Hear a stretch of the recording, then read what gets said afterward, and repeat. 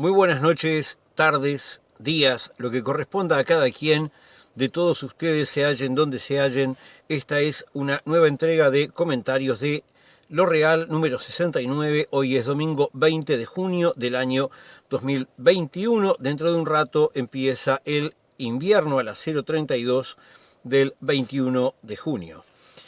Muy bien, ¿qué cosas tenemos en esta semana? Bueno, el lunes comenzaron una cantidad de escolares más a asistir a clases, ante lo cual el sindicato de los maestros y las maestras pidió que se armaran en todos los grupos subgrupos para disminuir el contagio, los riesgos de las posibilidades de contagio.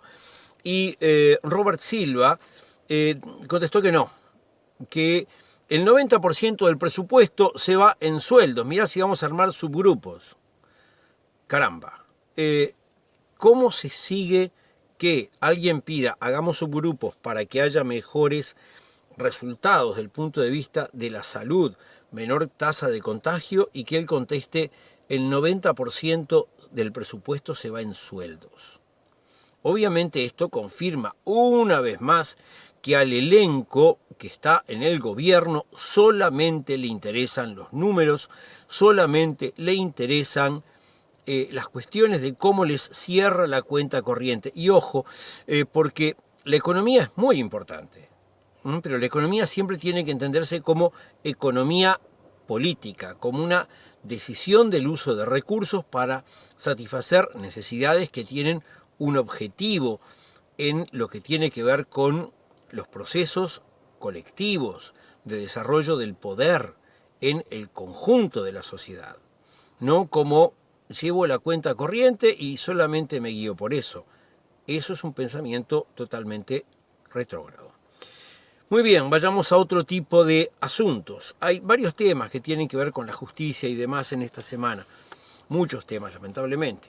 Vamos a empezar con uno. En el ejército se habían dado en el departamento de Salto una cantidad de situaciones terribles. Había un sargento y dos cabos que habían torturado a varios cadetes.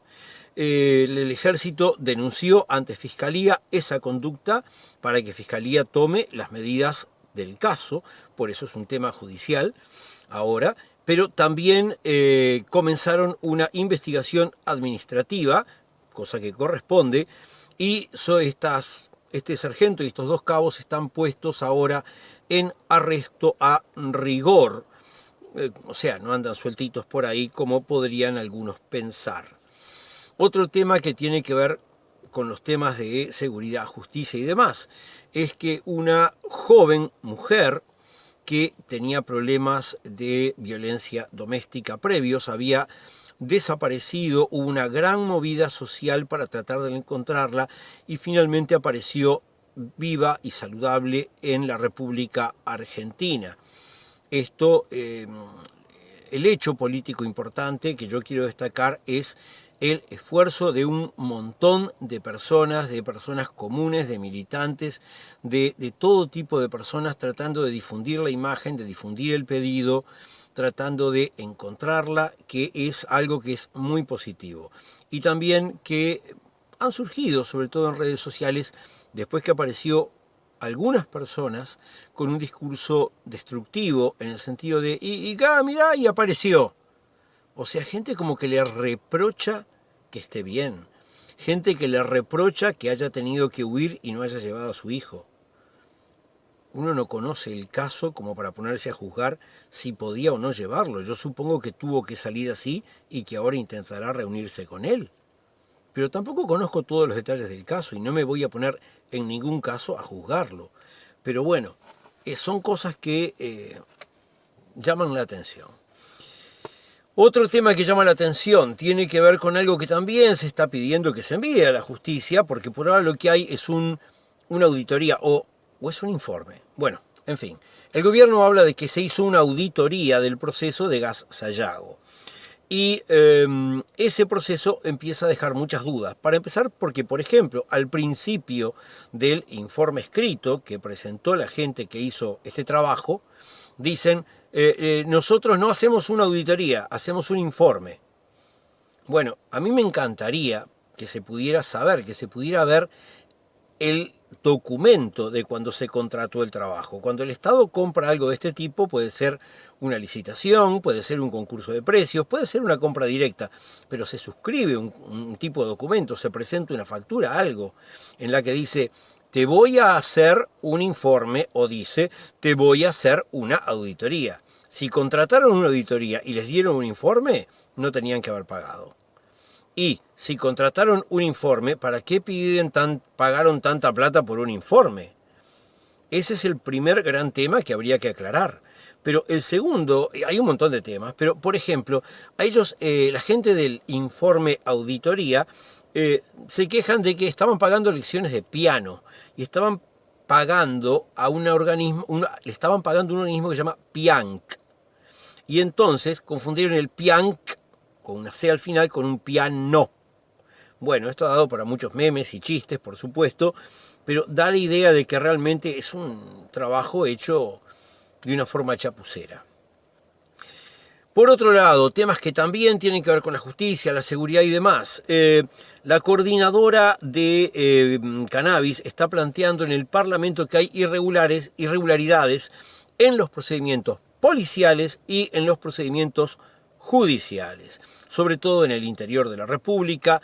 Hay veces que las fuerzas del orden entran a una casa sin tener todas las características que se debían tener, gente que tiene permisos, gente que de repente tiene productos que son solamente para su consumo, pero proceden de una forma abusiva cuando lo realizan.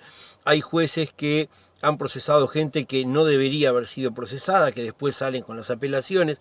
O sea, hay una intención clara de hostigar.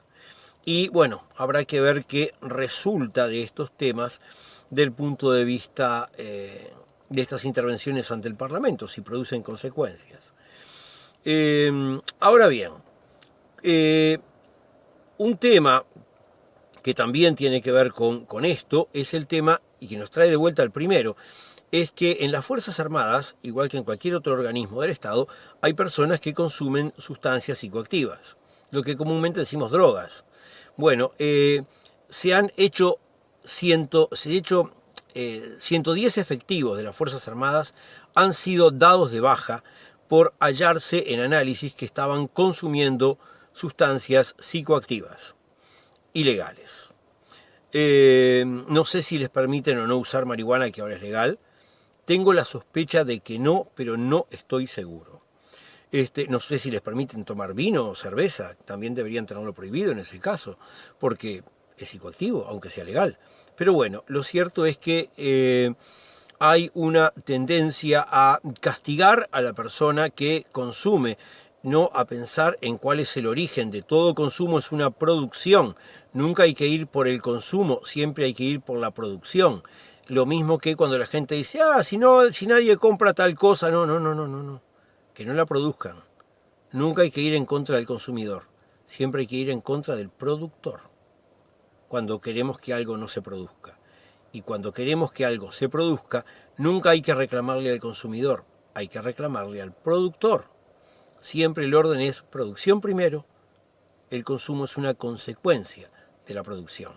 No comerse la pastilla de la ideología dominante, la ideología liberal propia del sistema capitalista, que quiere que pensemos el problema al revés. Por otro lado, hablando de estas cosas, tenemos que 11 personas que estaban en el asentamiento San Miguel fueron detenidas, procesadas, etc. En algunos casos obligaron a la gente a irse teniendo que dejar a niños recién nacidos. Hay casos de personas que estaban con COVID, etc. Una cosa disparatada.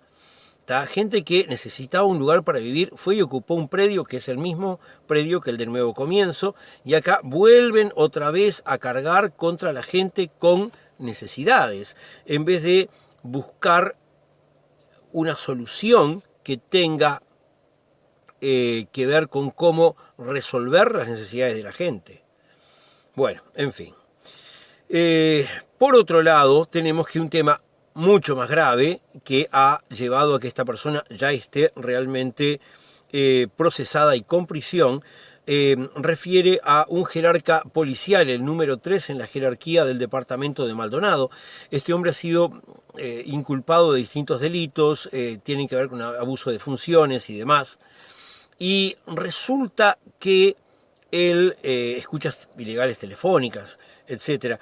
El ministro de Turismo, que también es de Maldonado, solía comunicarse con él y pedirle favores. Favores como, tal persona que estafó mi madre, ¿me conseguís el teléfono? Por ejemplo. Ante esta situación, en el Frente Amplio hubo un pedido de renuncia con respecto al ministro y toda una actividad parlamentaria relacionada con este hecho.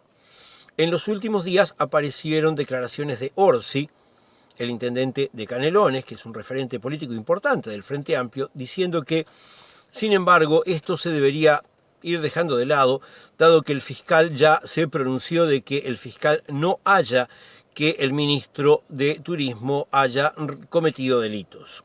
Bueno, yo entiendo las dos posturas, porque Orsi dice, ¿qué van a reclamar? El fiscal dijo que no hay delito. Bueno, es cierto, a nivel judicial no corresponde más reclamación, pero se puede hacer, sí, una reclamación política, porque este señor ministro ha hecho algunos pedidos que no son claros. El presidente dijo que él lo respalda totalmente. Y bueno, eso hay que pedirle también cuentas al señor presidente. Pero no me parece que sea bueno que se contraponga lo dicho por Orsi con lo decidido por la bancada del Frente Amplio, porque son dos caminos distintos, un camino político, un camino judicial, y los dos pueden recorrerse. O recorrerse uno y no el otro, también es otra forma de decirlo. Muy bien, todos estos asuntos nos conducen a otro asunto que tiene de otra forma que ver también con la justicia, y es que la Asociación de Magistrados está criticando los criterios que está utilizando la Suprema Corte de Justicia con lo que tiene que ver con los temas de concursos de ascensos. Hay una nueva ley que tiene que ver con el llenado de los cargos en la Suprema Corte de Justicia, que tiene que ser reglamentada por la Suprema Corte, pero no lo han hecho, no han hecho el reglamento, y como no lo han hecho, no puede procederse de acuerdo con lo que la ley dijo. Esto es grave, porque estamos hablando de la forma en que se cubren los cargos de los jueces, que van a tener que ver en todos los casos que tienen que ver con nuestra vida social. El Poder Judicial es muy importante, no debe ser nunca, como suele ser, la cenicienta de nuestro aparato político. Muy bien. Vamos por otro lado, que tiene que ver con las prácticas policiales en este caso y también con las judiciales. Ven que este capítulo hoy resultó una semana muy cargada en ese tema, pero no tanto por los acontecimientos policiales, sino por cuestiones que tienen que ver con el tema. Tenemos que el ministro del Interior, el ministro Heber, está insistiendo con el tema de los allanamientos policiales nocturnos. Él está enviando un proyecto de ley, la calle lo apoya para tratar de insistir con este tema, que ya hubo un intento de reforma que fracasó para permitir este disparate. Muy bien, el caso es que la gente de Cabildo Abierto están diciendo que ya hubo un pronunciamiento popular, que esto sería desconocerlo, que hay que ir para otro lado. Y, por otro lado, entre los colorados hay posiciones divididas en este tema, todo lo cual da la idea de que la coalición no va a tener internamente la cohesión en este tema como para poder promover realmente este marco legal, y bueno, que no lo puedan promover es una buena noticia. Ahora vamos a otro aspecto de lo policial, pero en este caso tiene que ver con lo sindical policial. El sindicato de policías, la filial de Maldonado del sindicato de policías, está pidiendo la remoción del jefe de policía de ese departamento por razones del número 3, que tenía todos estos manejos que eran totalmente terribles y que, bueno, el jefe debería responsabilizarse, ¿no? Es un subordinado bastante directo, no puede decir que estaba totalmente en la luna, y si estaba totalmente en la luna era un muy mal jefe. Muy bien, en cualquiera de los casos el sindicato está pidiendo eso, y el ministro Heber dice que él respalda al jefe de policía de Maldonado. Caramba, qué raro, los blancos respaldando a gente que respalda a gente sospechada y procesada. Bueno, no sé, me hace acordar el gobierno del padre del actual presidente. Por otro lado, tenemos que el sindicato policial a nivel nacional ahora está denunciando que se producen persecuciones contra integrantes del sindicato cuando los funcionarios policiales realizan denuncias por corrupción o por irregularidades. Entonces hay después una persecución en contra de esos funcionarios policiales, cosa que es algo terrible y que no debería nunca de ocurrir, porque la forma de mejorar nuestra policía y tener una policía realmente amiga de la población es acabar con las irregularidades y los procesos de corrupción. Muy bien, vamos por otro lado ahora. Como dije, a mí me más antes, ¿se acuerdan? A mí me encantaría poder ver la documentación que tiene que ver con lo que se contrató de esa auditoría informe. Bueno, pues bien, el Frente Amplio ha propuesto que haya un proyecto para ampliar el acceso a la información pública. Básicamente tiene que ver con disminuir las potestades para que arbitrariamente el gobierno decida qué información tiene que ser clasificada como confidencial y por lo tanto no brindada públicamente. Yo agregaría varias cosas, por ejemplo, que cualquier ciudadano pueda digitalmente pedir un documento público y te envíen una copia. Y fíjense que hay cosas que de repente pueden ser muy inocentes. Por ejemplo, uno dice, yo quiero saber si estaba lloviendo qué días en el mes de enero del año 2012. Y entonces uno entra a la página de Inumet y dice, voy a buscar. No, te dicen, si querés los datos del clima del año 2012, tenés que pagar tantas URs por el informe. ¿Y yo por qué tengo que pagar a un Estado que funciona con los dineros que toda la colectividad le da y que entonces tiene la obligación de darnos la información? Yo no le pido que me manden un papel sellado a mi casa. No, generan un PDF automáticamente, bajo la información y ya está. Bueno, porque por ejemplo en Geocatastro uno entra, saca la información y ya está. ¿Por qué no puede ser como Geocatastro las demás dependencias del Estado? Muy bien, otro tema siguiente.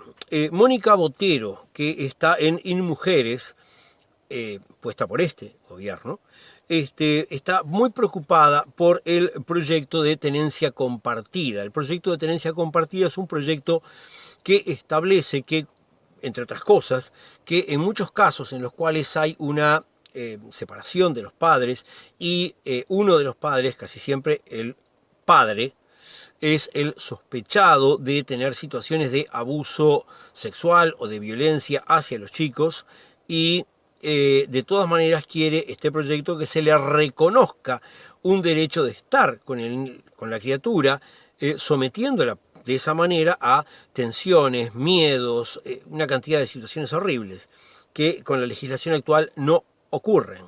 Bueno, pues bien, este proyecto que tiene que ver con los modelos de planteamiento patriarcal del pensamiento de este gobierno, han sido, en este caso, respaldadas por alguien puesto por el gobierno, ante lo cual Domenech, de Cabildo Abierto, el partido de extrema derecha protofascista, o sea, digo protofascista porque ese partido tiene algunos que son fascistas y otros que son simplemente reaccionarios, están todos ahí juntitos, y entonces, bueno, ese partido tiene un senador, exmilitar, Domenech, el cual dice, Botero tiene prejuicios.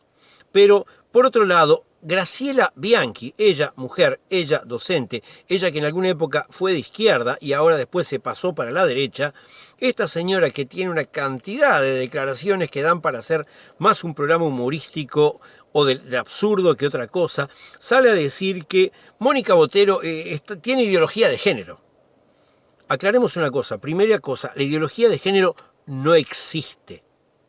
Cualquiera que haya trabajado con organizaciones que respaldan reclamos que tienen que ver con el género, sean organizaciones de la comunidad de formas de sexualidad y relacionamiento no hegemónicas o con grupos feministas, sabe que hay un montón de ideologías diferentes, que hay grupos ideológicos muy distintos, tanto entre distintos grupos feministas como entre las comunidades que apoyamos y que vivimos nuestra vida sexual y relacional de formas no hegemónicas. Entonces, no puede hablarse de ideología, eso es un cuco, Es una mentira desarrollada inicialmente por la derecha hipercatólica española para ir en contra de todos estos temas. Esos grupos que, por ejemplo, están diciendo que el actual papa es un antipapa y no sé cuántos disparates más por el estilo. Bueno, muy bien. Entonces, este tipo de cosas son las que dicen los legisladores de este gobierno. Continuemos con otro asunto. Volvamos a temas que tienen que ver con sindicatos. En este caso, el sindicato de la Universidad Tecnológica está señalando que el consejo de esa universidad ha guardado silencio con respecto a las indicaciones que le realizara en su momento el Instituto Nacional de Derechos Humanos, cosa que está muy mal, deberían estar tomando debida cuenta y resolviendo los temas. En esta semana hubo un paro general. Ese paro general, según ha expresado el PIT-CNT, resultó exitoso. Fue un paro para mejorar las condiciones de vida de la gente, las condiciones de trabajo, las remuneraciones, porque este gobierno necesita que se le recuerde que los trabajadores no están de su lado, que los trabajadores no apoyan al gobierno que tenemos en este momento. Hablando de apoyo o no al gobierno, el ex intendente de Colonia, intendente del Partido Nacional, Walter Zimmer, salió a indicar que Sergio Botana ha venido siendo sumamente funcional al herrerismo porque eso le ha permitido, palabras de Walter Zimmer, las que voy a decir ahora, acomodar a su gente. O sea, Zimmer está indicando que los políticos del herrerismo acomodan a su gente. No lo digo yo, no lo dice nadie de izquierda, lo dice un blanco. Muy bien, y con todo esto vamos finalmente al capítulo de lo que tiene que ver con el COVID-19.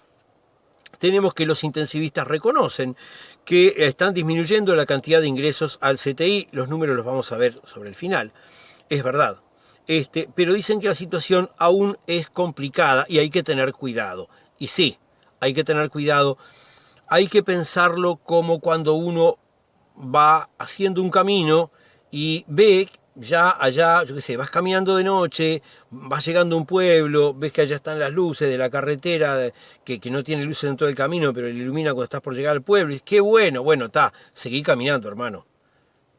Si te tirás ahí al costado te vas a agarrar un enfriamiento. No, vos seguí caminando. Ya ves que vas a llegar, continúa, no pares. Muy bien. Por otro lado, tenemos que hay científicos que prevén que por causa del recomienzo de las clases a partir del día 7 se generó una movilidad similar a la del Día de la Madre, por lo cual suponen que en la semana que comienza ahora, que comienza mañana lunes, va a haber algún repunte en la cantidad de casos. Bueno, veremos si eso ocurre o no, si esta previsión es o no una previsión correcta. Una previsión, para ser científica, tiene que decir, va a ocurrir tal cosa en tal momento y tiene que poder demostrarse si es que ocurrió eso o si no ocurrió eso. Acá tenemos una predicción, vamos a observar qué ocurre. Tenemos que finalmente el Grupo Asesor Honorario, el GACH, se volvió a reunir con el presidente de la República y terminaron su actividad. Es conocido que había habido un desgaste y un cansancio muy grande por parte de los científicos que se sentían manoseados, utilizados por el gobierno que los ponía delante de todas las cámaras y de todos los recursos cuando el momento era favorable a lo que el gobierno pretendía y que cuando le fue mal no les dio bola en nada. Insistían con el tema de la economía, pero en su momento Rafael Radi, el que estaba al mando del GACH, había reclamado que el GACH tuviera sus propios economistas. Cosa que, yo afirmo que la economía no es una ciencia, pero de todas maneras habría estado bueno. Pero, ¿qué pasó? No se lo permitieron. ¿Por qué razón? ¡Oh, caramba! Recordemos, este gobierno tiene una ideología económica que dice todo es una gigantesca cuenta corriente y lo único que me importa es que esa cuenta corriente dé bien. Bueno, finalmente vamos a ver los numeritos que tenemos. Tenemos que al día viernes pasado, yo confirmo viernes por viernes la cantidad de casos, Las personas en CTI eran 405 personas por COVID-19. Esto supone una nueva baja por segunda semana consecutiva relevante, un 13% menos que la semana anterior, que había sido un 12,8%. Muy bien, ahí estamos funcionando bien. Las vacunaciones van funcionando. ¿Cómo vamos con las vacunaciones? Muy bien, hay un 60,68% de personas con primera dosis. Sabemos que no produce inmunidad. Y hay un 38,8% de personas con segunda dosis.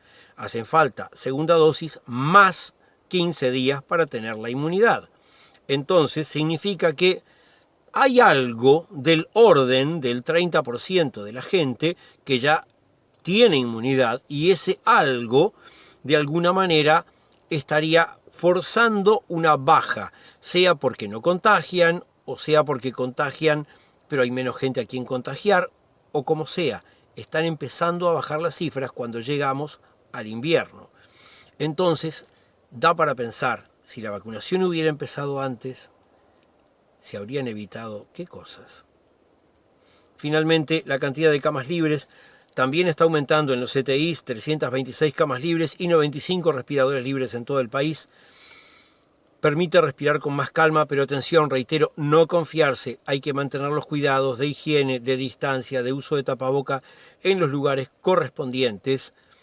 Y, mientras tanto, disfrutar la vida, pasarlo bien, reclamar para que toda la cultura vuelva a funcionar cuanto antes posible y firmar contra la LUC. Si no firmó contra la LUC, firme. Y si no tiene dónde firmar, comuníquese conmigo por privado. Si es de mi zona, le llevo para firmar. Si no es de mi zona, voy a averiguar quién le puede en la zona que usted viva acercar para que firme, para acabar con esa ley antipopular, prooligárquica y represiva. Hasta la semana que viene.